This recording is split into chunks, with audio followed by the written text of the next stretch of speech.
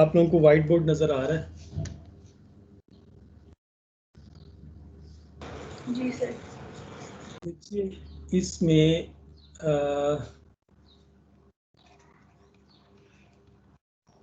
इसकी थोड़ी सी एक्सरसाइज की डिस्कशन है। एक्सरसाइज आप लोगों ने 3.1 जो इसकी एक्सरसाइज है, उससे पहले हम इसका थोड़ा सा रिव्यू कर लेते हैं।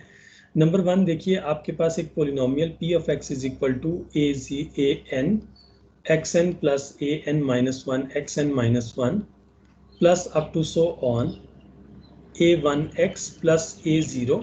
अगर इस फॉर्म की एक पोलिनोमियल है तो इसको हम कहते हैं अलजेब्राइक पोलिनोमियल। अलजेब्राइक पोलिनोमियल, ठीक है। और फिर नंबर सेकंड जो आपके पास अनदर टाइप की पोलिनोमियल होती है, पोलिनोमियल जिसे लग्रांज पोलिनोमियल भी कहते हैं, टेलर पोलिनोमियल भी कहते हैं। वो आपके पास क्या होती है कि फंक्शन की वैल्यू एक्सपेंड की जाती है एफ ऑफ एक्स पे। टेलर पोलिनोमियल जो हमारे पास होती है पी ऑफ एक्स, उसको हम लिख सकते हैं summation K is equal to 0 to n F of K divided by K factorial and x minus X 0 की पावर k। इस टाइप की जो हमारे पास टेलर पोलिनोमियल भी होती है, ठीक। Taylor polynomial.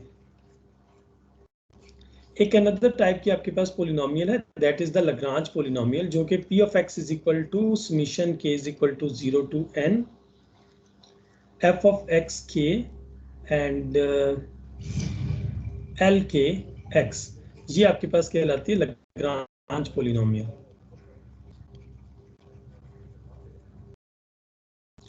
कुछ पॉइंट्स ऐसे होते हैं कि जहाँ पे अलजेब्राइक पोलिनोमियल आपके पास फिजिबल होती है, कुछ जगह ऐसी होती है जहाँ पे टेलर पोलिनोमियल फिजिबल है, लेकिन कुछ पॉइंट्स ऐसे होते हैं जहाँ पे टेलर पोलिनोमियल फेल हो जाती है। तो उस केस में हमें ज़्यादा बेहतर पोलिनोमियल की फॉर्म चाहिए होती है, तो उसमें हम लग्रांज पोलिनोमियल को यूज़ करते हैं, ठीक है। लेकिन हर पोलिनोमियल के कुछ प्रोज एंड कॉन्स भी आपके पास एग्जिस्ट करते हैं। अब ये जो आपके पास लग्रांज पोलिनोमियल है, इसमें सारी की सारी जो पोलिनोमियल्स हैं वो वर्क इस बेस पे करती हैं कि पोलिनोमियल की वैल्यू एट एक्स के, मगर अगर आप पोलिनोमियल की वैल्यू किसी पॉइंट पे अगर आप एवेल्युएट करें तो that must be equal to function value at that point. Mean for example, अगर आप पोलिनोमियल को फाइंड आउट करते हैं एट एक्स 0 पे, तो इसका मतलब ये होगा कि polynomial at X 0 must be equal to function value at X 0। तब आप कहेंगे कि ये आपके पास बेस्ट अप्रोक्सीमेशन है। तो पोलिनोमियल बेसिकली आपके पास polynomial is the approximation of function F of X. F of X जो आपके पास फंक्शन है उसकी बेसिकली ये अप्रोक्सीमेशन है, अप्रोक्सीमेशन है, ठीक है। अब लग्रांज जो बेसिस फंक्शंस हैं, लग्रांज जो आपके पास पोलिनोमियल है वो बेसिकली इस फॉर्म में होती है। अगर हम इस समीशन को एक्सपेंड करें तो ये बनती है फंक्शन की value at X 0 multiply by L0x, these are the basis functions, plus f of x1 L1x plus f of x2 L2x plus up to so on f of xn lnx। ये आपके पास basis function है, sorry Lagrange polynomial है। इसमें L K X are the basis function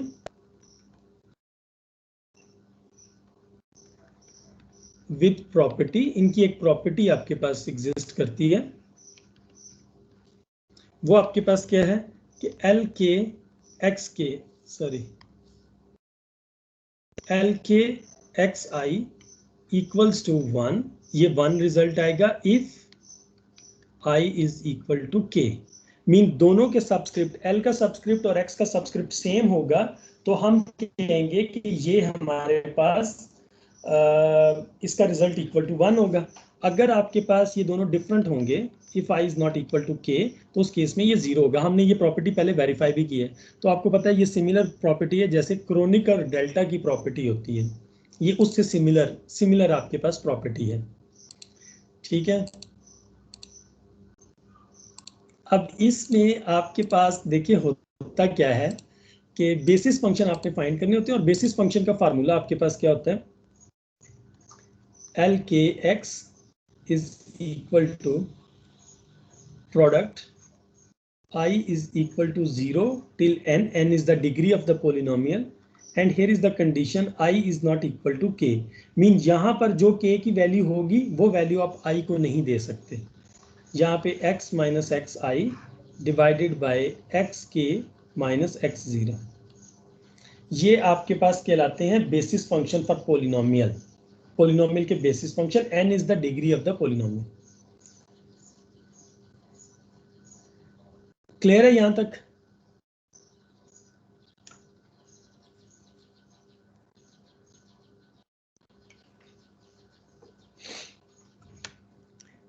अब अगर इसमें देखिए आपके पास लग्रांज पोलिनोमियल को अप्लाई करने के लिए, लग्रांज पोलिनोमियल,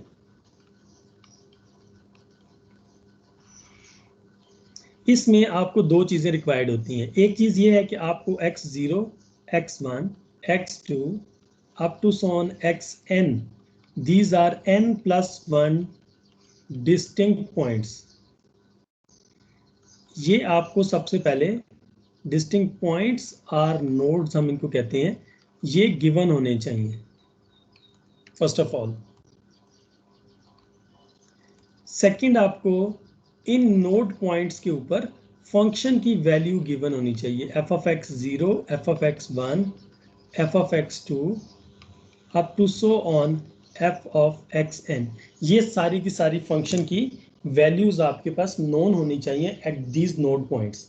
ये चीज अगर आपके पास नोन है तो आप इसको यूज करके ये पोलिनोमियल, लग्रांज पोलिनोमियल बना सकते हैं. I am not talking about Lagrange interpolating polynomial, मैं जस्ट बात कर रहा हूँ कि लग्रांज पोलिनोमियल आप बना सकते हैं, लग्रांज पोलिनोमियल.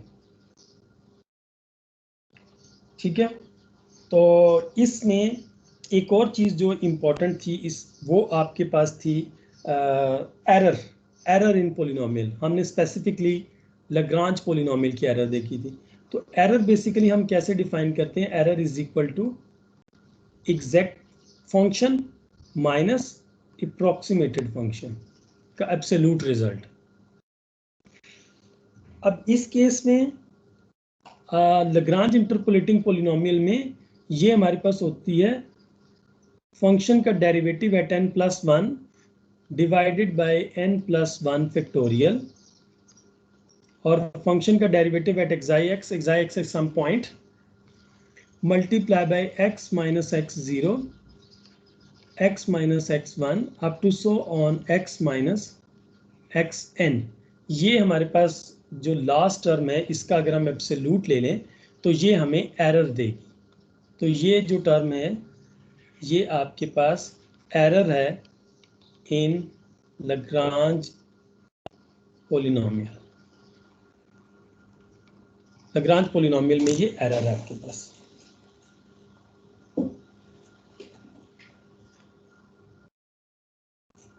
जी, तो ये क्लियर हो गया सबको? जी सर. हसीब हैदर है क्लास में? हसीब हैदर, मलिक हसीब हैदर.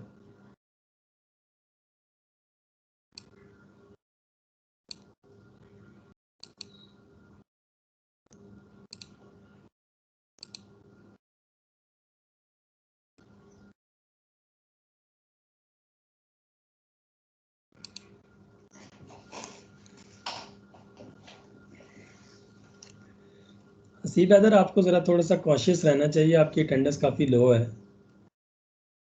और भी जिन जिन की अटेंडेंस लो है. इसमें देखें आप लोगों ने जो एक्सरसाइज इसमें अटेम्प्ट करनी है वो आपके पास एक्सरसाइज 3.1 है. इसके मैक्सिमम क्वेश्चंस जो आपके पास लग्रांज इंटरपोलेशन पोलिनोमियल से रिलेटेड हैं वो आप लोगों ने इसमें सॉल्व करने हैं. जैसे फॉर एग्जांपल आपको एक क्वेश्चन नंबर 1 है, इसमें गिवन आपके पास फंक्शन है f(x), आपको गिवन फंक्शन है और 3 पॉइंट्स गिवन है. x0 is equal to 0, x1 is equal to 0.6, and x2 is equal to 0.9। ये 3 पॉइंट्स आपको गिवन है। तो डिग्री ऑफ पोलिनोमियल इसमें क्या होगी? डिग्री ऑफ पोलिनोमियल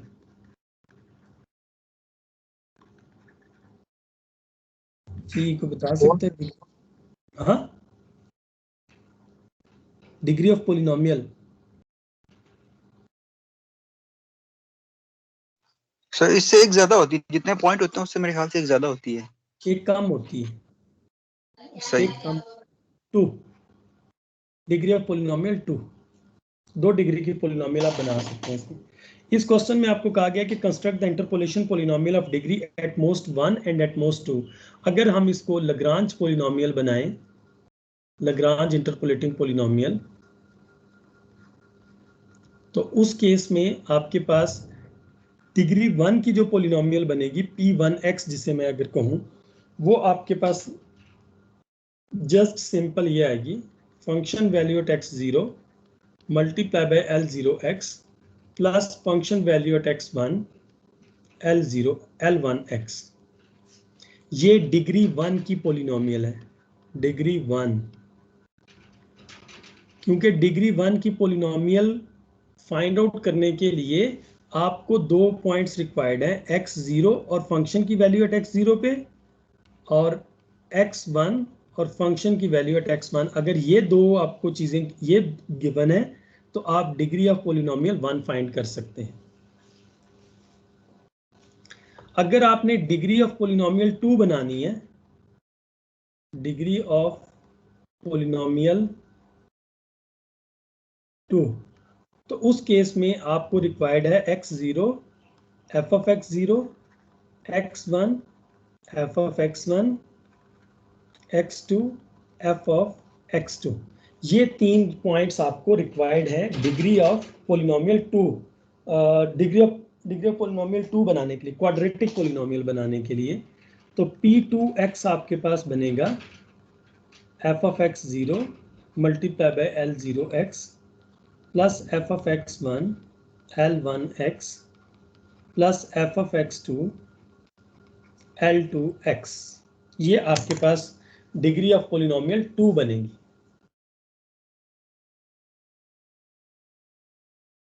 ठीक है, अब इसमें देखो कि आपको ये कहा गया है कि आपने फंक्शन की वैल्यू अप्रॉक्सीमेट करनी है एट 0.45 पे अप्रॉक्सीमेट करनी है। अब इसमें देखो कि आपके पास x0 0 गिवन है, x1 आपको 0.6 गिवन है और x2 आपके पास 0.9 है। ये 3 पॉइंट्स आपको गिवन है। तो इन तीनों पॉइंट्स को देख के आपका क्लोज्ड इंटरवल क्या बनता है? क्लोज्ड इंटरवल बता सकते हैं इसका क्लोज्ड इंटरवल क्या बनेगा इन पॉइंट्स को देख के?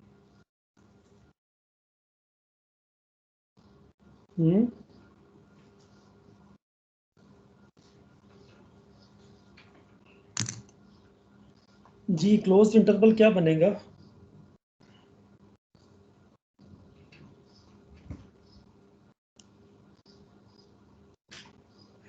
स्टूडेंट्स, क्लोज्ड इंटरवल क्या बनेगा आपके पास?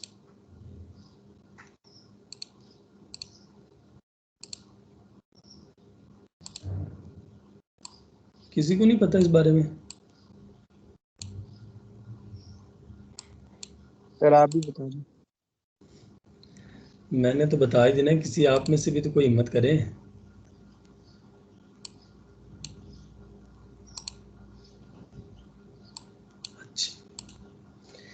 इसमें क्लोज्ड इंटरवल आपके पास बनेगा 0 से 0.9 के दरमियान, क्योंकि आपका पॉइंट स्टार्ट फ्रॉम 0 और एंड आपके पास 0.9 पे। अब आपने फंक्शन की वैल्यू फाइंड करनी है 0.45 पे, 0.45 पे। तो ये जो आपके पास पॉइंट है 0.45, ये लाई करता है इसी इंटरवल के अंदर। ये जो 0.45 है जिस पे आप फंक्शन की वैल्यू फाइंड कर रहे हैं।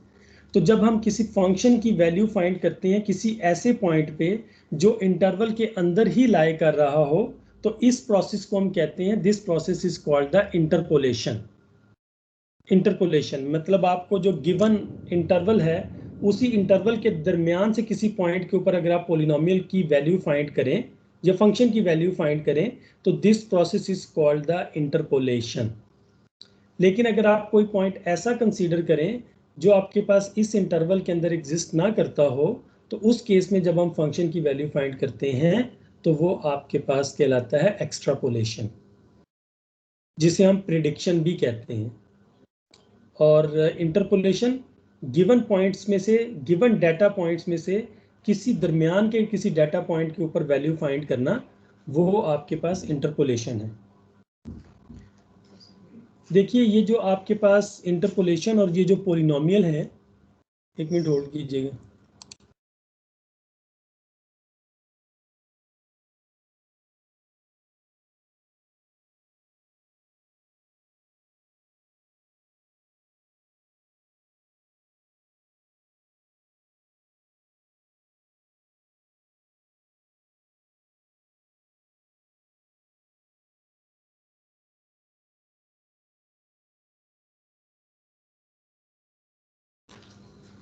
अच्छा, इसमें देखिए आपके पास ये इंटरपोलेशन इस तरह से आपके पास होती है।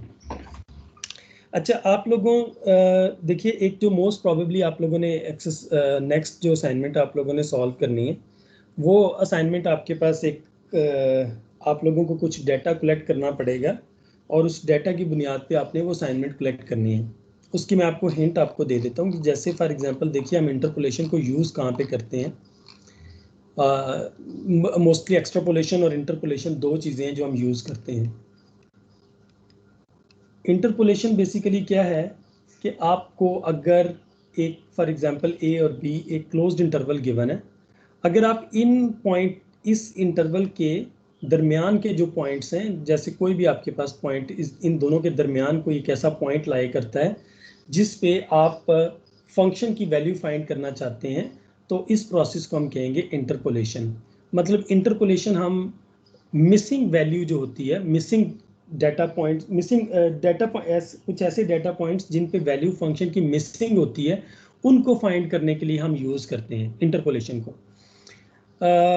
जैसे फॉर एग्जांपल अगर आपको 1950 से लेके ऑनवर्ड विद द 10 ईयर के डिफरेंस के साथ आपको 2000 तक का डाटा दे दिया जाए किसी भी चीज़ का, जैसे पॉपुलेशन एक फेमस एक चीज़ है, पॉपुलेशन का अगर आपको डाटा दे दिया जाए, जैसे मीन ईच 10 ईयर्स का, 1960 का, 1970, 1980, 1990, ये आपको डाटा 10 ईयर्स का डाटा गिवन है।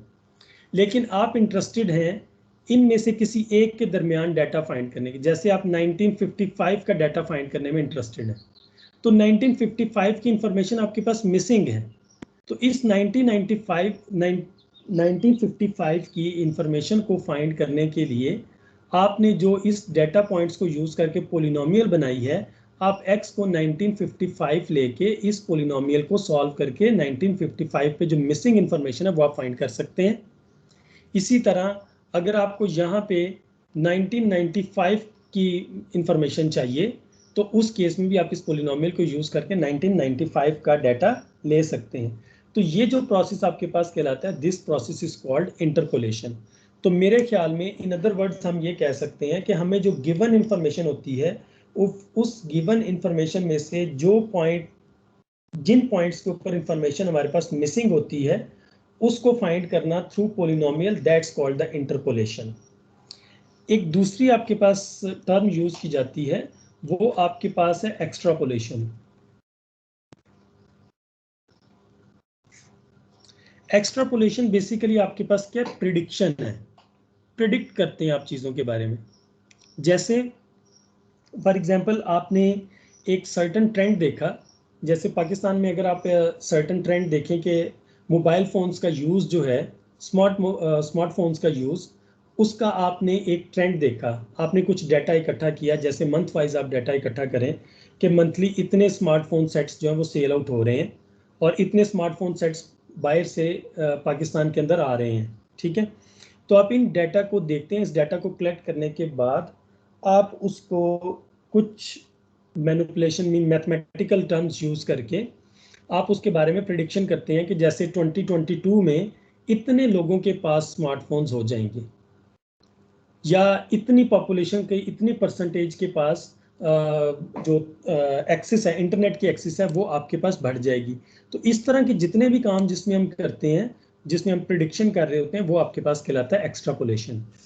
अब एक्स्ट्रापोलेशन हम कैसे परफॉर्म करते हैं? जैसे फॉर एग्जांपल ए से बी तक है, जैसे यहाँ पे क्लोज डाटा आपके पास 1950 से लेके 2000 तक का डाटा गिवन है, लेकिन अगर आप इस पोलिनोमियल को यूज करते हैं 2005 की वैल्यू फाइंड करने के लिए, तो आपका ये जो प्रोसेस है, this process is called extrapolation. आपने 2005 का जो डाटा है उसको एक्स्ट्रापोलेट किया, जैसे एक्स्ट्रा, ये इसी तरह से interpolation mean with in the values, और एक्स्ट्रापोलेशन आउटसाइड द वैल्यूज आप इसमें यूज करते हैं। ठीक है, तो ये हमारे पास इसका डाटा, ये हमारे पास इसका प्रोसेस है, इसको हम कहते हैं एक्स्ट्रापोलेशन और इंटरपोलेशन। अब आप लोगों ने जो इसको मैं फार्मूलेट करके आप लोगों की असाइनमेंट एक अपलोड कर दूंगा। आप लोगों ने डाटा कलेक्ट करना है कोविड-19 के पेशेंट्स का, जो पाकिस्तान में कोविड-19 के पेशेंट्स हैं। आपको कहीं से ये NCOC से डाटा शायद मिल जाएगा। आपने कोविड-19 के पेशेंट्स का डाटा आपने कलेक्ट करना है, और आपने मैक्सिमम नंबर ऑफ डेज इसमें काउंट करने हैं। आपने डाटा इस तरह से कलेक्ट करना है, मैक्सिमम नंबर ऑफ डेज आप 5 ले लें, जस्ट 5 डेज का डाटा आप कलेक्ट करें।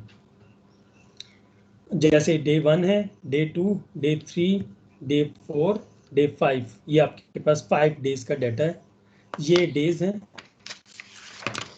और नंबर 2 आपके पास सेकंड डाटा आपके पास होगा पेशेंट्स का। जैसे लेट सपोज करें डे 1 में 10 पेशेंट हैं, इसमें 20 हैं, इसमें 30 हैं, इसमें 40 और ये 50, आपके पास इस तरह का डाटा है पेशेंट्स का। आपके पास डाटा पॉइंट्स 110, 220,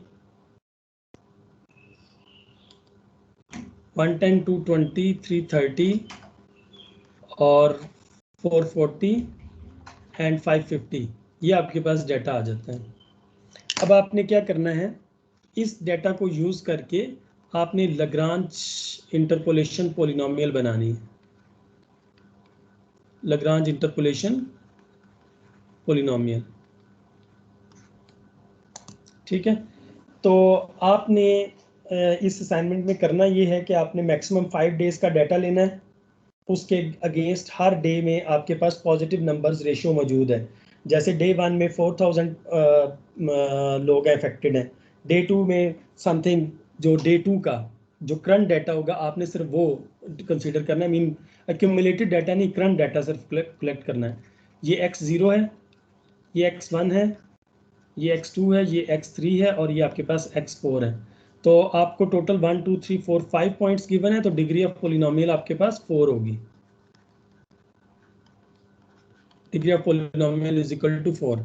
अब आपने करना ये है कि जितने स्टूडेंट्स हैं जिनका इवन रजिस्ट्रेशन नंबर है,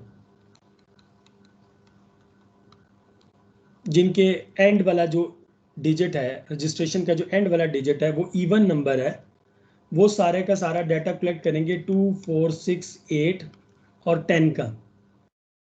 और जो ऑड रजिस्ट्रेशन वाले नंबर्स हैं, जिनके एंड पे रजिस्ट्रेशन का नंबर ऑड है, वो कलेक्ट करेंगे 1 3 5 7 और 9 का। ठीक है, तो इनको यूज करके आपने P of x Lagrange interpolating polynomial बनानी है। जब आप बना लेंगे तो फिर इसके बाद हम नेक्स्ट देखेंगे कि हम इसको नेक्स्ट में क्या कर सकते हैं, कि हम एक्स्ट्रापोलेशन करेंगे या इंटरपोलेशन हम करेंगे। जी समझ आ गई है सर ये 2 4 6 डेज, ये डेज है। 2 4 6 8 mean second day, fourth day, 6th day और 8th डे और 10th डे का आपने डाटा कलेक्ट करना है, ये डेज हैं। और 1 3 5 7 9 भी आपके पास डेज है। जैसे मंथ का फर्स्ट डे है, सेकंड डे है, थर्ड डे है ना आपके पास। किसी एक मंथ को आप टारगेट कर लेना, जैसे आप टारगेट अभी अप्रैल को कर लें या मार्च को कर लें। अप्रैल को अगर आप टारगेट कर लें तो अप्रैल के सेकंड, फोर्थ, 6, 8 और 10 डे का डाटा, 10th डे का डाटा। और अगर आप इवन नंबर को तो 1, 3rd, 5th, 7th और 9th का डाटा, ये डाटा आप कलेक्ट करें, उससे एक पोलिनोमियल बनाएं, फिर उसके बाद हम देखेंगे कि क्या वाकई ये पोलिनोमियल को हम मिसिंग इंफॉर्मेशन को फाइंड करने के लिए यूज़ कर सकते हैं, और दूसरा क्या हम इससे प्रेडिक्शन भी कर सकते हैं कि नहीं कर सकते हैं, क्या वो, या उसमें क्या एरर आती है। अगर प्रेडिक्शन में आती है तो आप उसमें देखो ना, फॉर एग्जांपल देखो से इसकी वो बहुत इजी है इसकी वेरिफिकेशन ऐसे ही आपके पास इजी है कि देखें, फॉर एग्जांपल लेट सपोज करें आपने यहाँ से एक पोलिनोमियल बना ली है 5th डिग्री की, ठीक है, p ऑफ x समथिंग को, अच्छा आपने 4 डिग्री की पोलिनोमियल बना ली है, सॉरी। तो अब आपने x तो आपके पास वेरिएबल है ना, डेज है, नंबर ऑफ डेज हैं जो आपके पास। तो अब आपने क्या करना है कि अगर आपने फॉर एग्जांपल वेरिफिकेशन करनी है, आपने एक पोलिनोमियल बनाई है, अगर आपने इंटरपोलेशन, क्योंकि लेट सपोज करें कि आपको P3 3rd डे का डाटा आपके पास नहीं है, इवन नंबर के जो लोग हैं उनके पास 3rd डे का डाटा नहीं है, तो वो क्या करें कि अपनी जो पोलिनोमियल बनाई है उसको एट x = 3 पे एवेल्युएट करें और देखें क्या जो रिजल्ट यहाँ से आपको मिला है और जो ऑड नंबर वाले स्टूडेंट ने डे 3 का रिजल्ट कैलकुलेट किया, क्या वो दोनों सिमिलर हैं। अगर तो वो सिमिलर हैं तो इसका मतलब है कि दे आर ओके, लेकिन अगर वो सिमिलर नहीं है तो उस केस में अगर मीन एक तो है कि आपके पास एरर जो है वो विद इन लिमिट्स हो, जैसे अगर इंटरपोलेशन परफॉर्म करें, अगर हमारे पास एग्जैक्ट और अप्रॉक्सीमेटेड में जो एरर आ जाए वो अगर 10% या 15% हो तो वो एक्सेप्टेबल है, वो एक्सेप्टेबल एरर है। जो रिलेटिव एरर जो मीन एब्सोल्यूट रिलेटिव एरर जो परसेंटेज में है वो एक्सेप्टेबल है। लेकिन अगर वो आपका एरर मोर देन 15%, 20%, 25 और 30% अगर आपके पास एरर आ रहा है तो इसका मतलब ये है कि आपकी जो पोलिनोमियल है या जो आपने इंटरपोलेशन परफॉर्म की है वो अप्रोप्रिएट नहीं है, कहीं पे प्रॉब्लम है, आपको उसको चेक करने की जरूरत है। तो ये असाइनमेंट समझ आ गई? जी सर। इसको अब आप लोग करें तो फिर आप लोगों को इंटरपोलेशन का कॉन्सेप्ट जो है वो ज़्यादा क्लियर हो जाएगा। सर इंटरपोलेशन में हम लोग हमेशा मिड पॉइंट पे वैल्यू फाइंड करते हैं। मिड पॉइंट हम कहते हैं कि जो मिसिंग हमें जो गिवन डाटा, उस डाटा में उस डाटा का कुछ बाउंड्रीज होती हैं, जैसे वो उसकी लोअर बाउंड्री होती है, अपर बाउंड्री होती है, ठीक है। तो जैसे मैंने आपको ये पॉपुलेशन वाली एग्जांपल दी है कि 1950 और 2000 की पॉपुलेशन, 2000 तक का डाटा में गिवन है, लेकिन अगर दरमियान में मुझे 1965 या 1985 या 1995 का डाटा चाहिए तो ये जो प्रोसेस होगा ये मेरे पास इंटरपोलेशन कहलाएगा। सर ये तो जो जितने भी इंटरवल जिस तरह अभी आपने बताया ए से लेकर बी तक, अगर हमारे पास लोअर बाउंड्री और अपर बाउंड्री है तो हम लोग सी पे फाइंड कर सकते हैं वैल्यू। तो अब जो सी है वो ए और बी का मिड पॉइंट होगा या फिर वो कोई भी पॉइंट हो सकता है इन बिटवीन कोई भी दैट? पॉइंट है, नॉट अ मिड पॉइंट, वो कोई भी पॉइंट आपके पास हो सकता है ना, ठीक है, वो आपके पास कोई भी एक पॉइंट हो सकता है ना। मिसिंग इंफॉर्मेशन जैसे देखें, इसको आप लोग ऐसे भी समझ सकते हैं, जैसे आपका कॉलेज है, उस कॉलेज से एवरी ईयर एक सर्टेन नंबर ऑफ स्टूडेंट्स जो है वो ग्रेजुएट होते हैं, ठीक।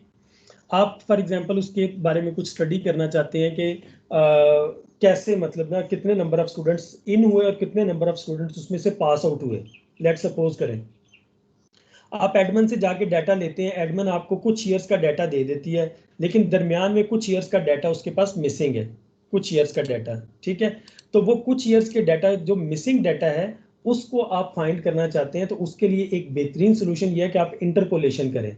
आप एक पोलिनोमियल बनाएं और फिर उस पोलिनोमियल को यूज करें उस ईयर का डाटा फाइंड करने के लिए जिसका डाटा मिसिंग है।